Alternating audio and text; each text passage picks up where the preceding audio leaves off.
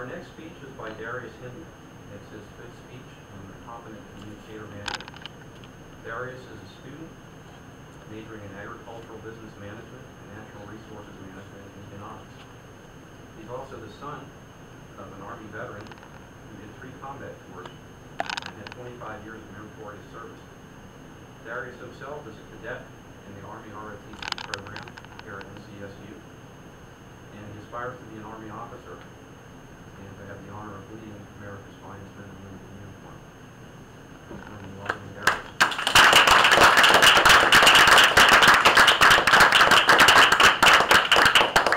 Thank you, Mr. Toastmaster, fellow Toastmasters.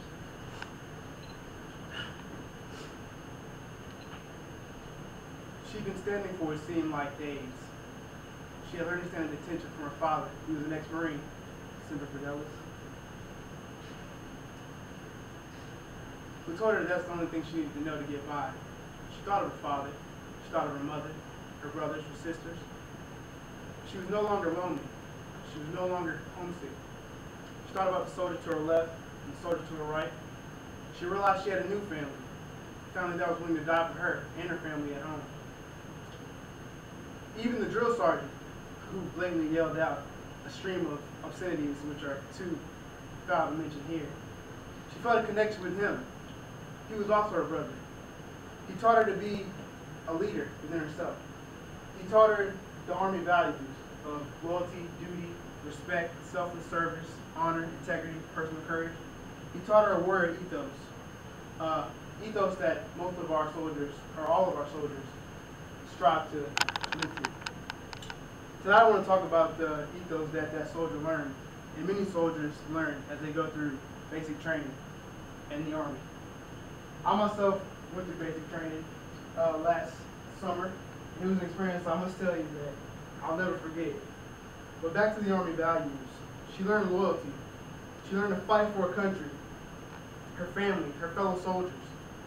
She learned duty. She learned to accomplish tasks without being told to. She would get up early in the morning and accomplish tasks that seemed to have no meaning, but with her sense of duty, she accomplished them anyway. She learned respect, not only for the drill sergeant, who demanded it. She learned respect for her fellow soldiers. Soldiers who come from different backgrounds, different personalities, other families. This was very important to her, and she was no longer biased in her values before. She learned selfless service. She'd given up her personal freedom for freedom, which is an anomaly in itself. She learned honor, to uphold all the values, not only of the Army, but also of the values that she had learned as a child from her father. She learned integrity. She learned to do what was right when no one was looking. She figured that even though she knew no one was looking, she knew that a drill sergeant was always looking. She learned personal courage. She learned to face fear head on. Being trained to go into combat is no easy task. She had dodged bullets, caught under barbed wire, toppled numerous tall fences, large obstacles, 60-foot walls she scaled. This was all training. She hadn't even been in combat yet. This is only week 8 of basic training. She still had 1 more week to go. She learned the warrior ethos. She learned to always place the mission first, no matter what that mission is.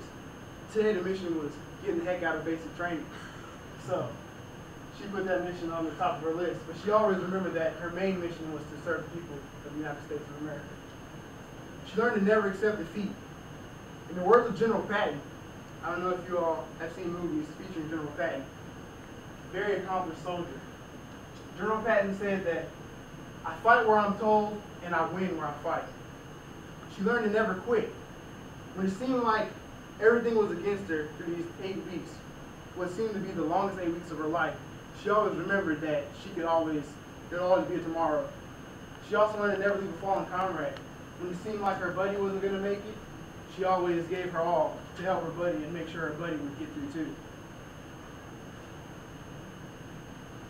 It's tough being trained to be a professional warfighter, but don't misunderstand it. No person hates war more than a soldier. General Eisenhower said, "I hate war only as a soldier who has lived it can.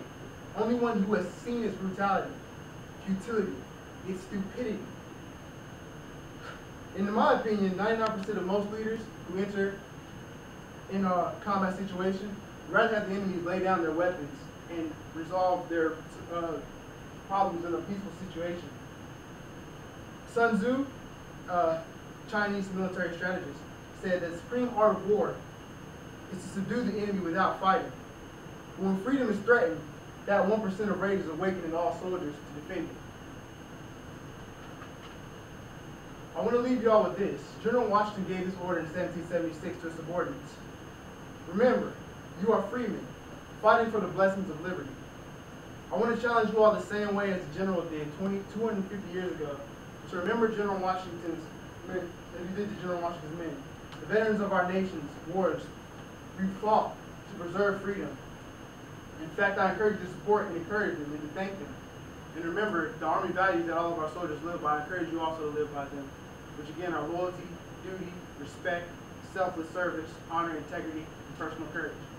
And if you don't know, if you take the 7 Army values and take the first letter,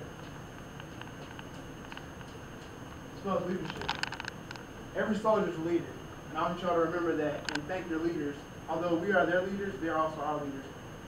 Mr. Toastmaster.